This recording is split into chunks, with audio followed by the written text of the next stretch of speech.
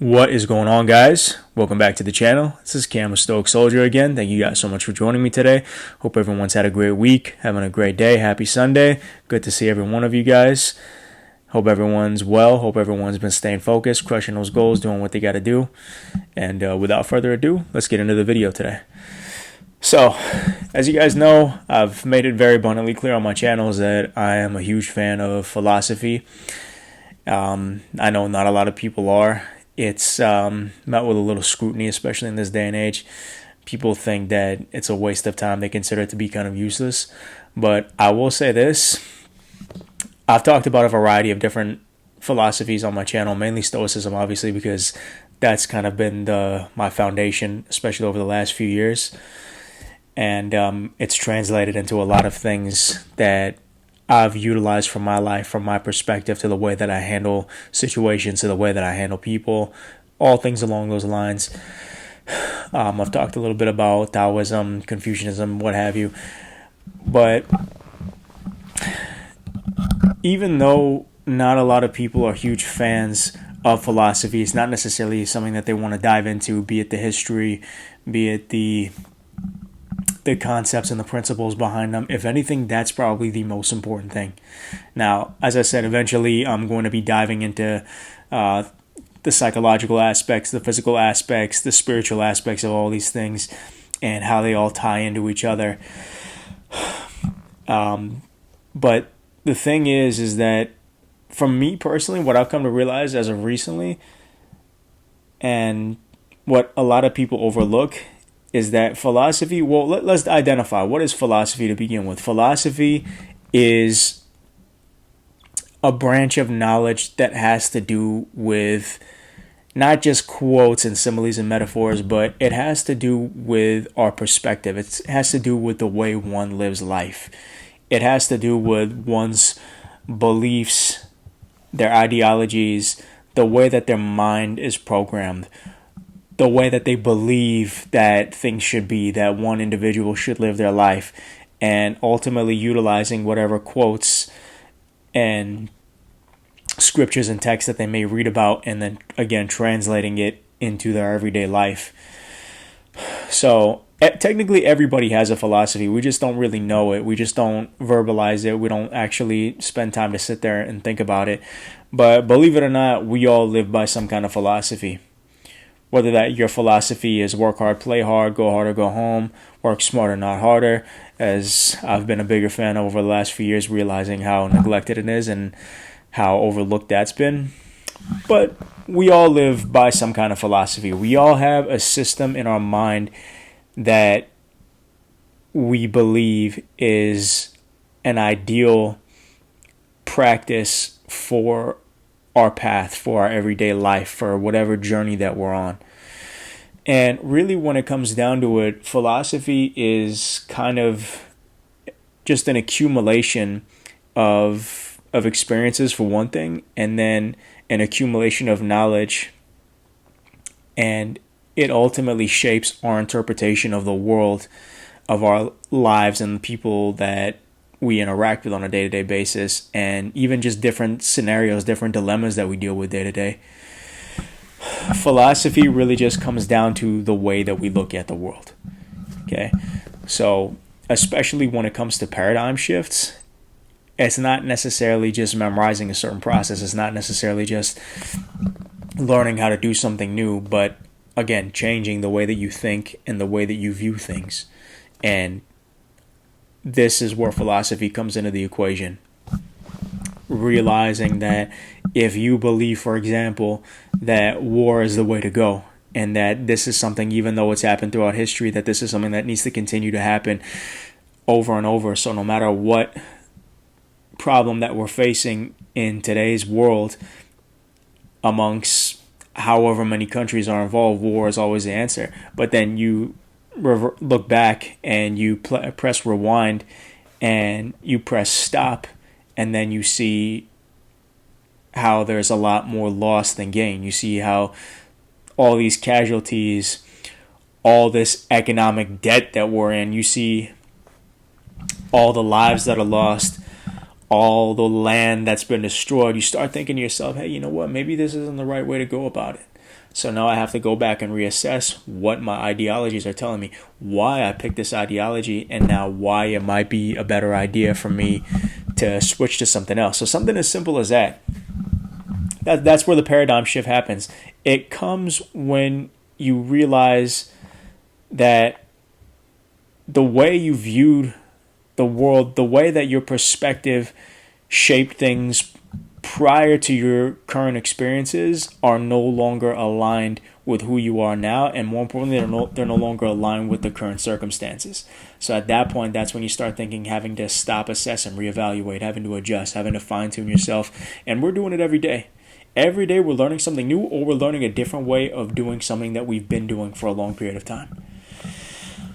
So me, for example, I was always into the hustle and grind, and I still am. But I've had to change some things, not everything entirely, but I had to make little micro adjustments along the way in order to make getting to my destination, or destinations in this case, easier.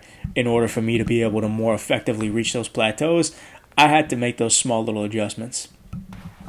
Now, for example, even as something as simple as a weight loss program or a bodybuilding program, if you believe that just doing intensive cardio or just doing heaviest weights possible is going to get you to where you need to be, then it might work for a while, but sooner or later you're going to realize, hey, I'm missing a lot of things here and there. It's time to go back and adjust and change the way that I'm viewing this journey. Instead of just thinking, I'm going to be in there every day, I'm going to be lifting as much as possible for as long as possible until I literally can't anymore, then you're probably going to end up setting yourself up for failure. But without being conscientious of it, you're going to continue along this journey and then not seeing the progress that you were envisioning in your mind.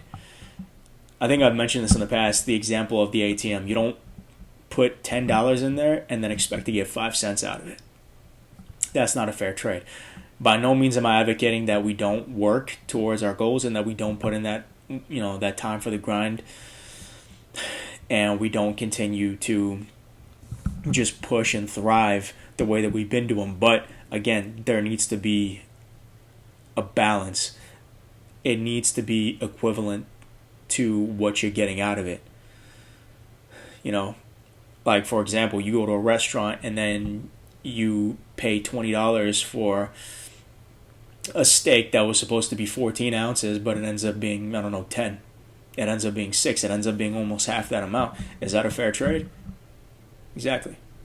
So you have to treat your journey the same way. Whatever energy that you're using, whether it be for anything physical, whether it be for learning something new, or fine-tuning the way that you've already been doing something, you need to make sure that with these micro adjustments, you see the changes. That doesn't mean necessarily incrementally checking everything that you do, because then you end up just distracting and overwhelming yourself, and then you're not in the zone, you're not in that flow state. But staying conscientious, getting into a flow state for a while, you practice it as you go, doing it for maybe a couple days to a week, and then coming back and doing a mini progress check. Even though you're not necessarily at the plateau that you envision for yourself, still seeing that you've at least made an improvement. You've gone from point A to point B, or you've gone from 1, if not to 2, at least to 1.5, showing that you're at least a couple steps ahead of where you were. Even though it's slow progress, it's effective, and you're not making any kind of unrealistic, extraordinary jumps to where you end up just burning yourself out within a short period of time.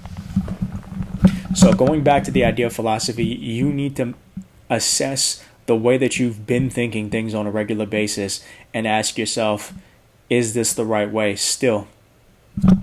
And then if it is, fantastic. And if it's not, well, then it's time to make some changes. And you have to be the one to answer that honestly to yourself, because no one else is going to do it for you. You might have coaches, you might have instructors, you might have mentors, you might have teachers of all kinds who are going to be able to give you tips here and there. But at the end of the day, you know yourself the best, and you know the decision to make and what's going to work for you. So no matter how many recommendations they can make, it still has to be something that aligns with you. And that all comes down to one thing, and that's knowing yourself. No one knows you better than you do. And if you don't, no one else is going to be able to help you. I've learned that myself the hard way. And eventually I came to rectify that. And now I'm in a place to where, even though I do still focus mainly on self-help and self-improvement and staying conscientious of what I do in order to better myself, I still take things from other people along the lines. As I said, we can be fully independent, we can be semi-independent, but you never want to be fully dependent, because at that point you're setting yourself up for failure, in the sense that you're just not growing, you're not progressing, and the people or things or circumstances that were ideal for you to make that happen, and you not being able to step outside of those to see if you're able to do it on your own, or even able to duplicate a quote-unquote perfect scenario, then things are really going to become difficult. They're going to become a lot more tedious for you. So reassess, if not on a day-to-day basis, on a weekly basis, on a bi-weekly basis. You go at whatever pace that you want, but just make sure you're conscientious of what you're doing, and more importantly, coming back to what you're thinking about during those processes. What analogies are going through your head? What scenarios are playing? What thought process are you currently undergoing when you're in the midst of whatever you're doing? Be honest with yourself.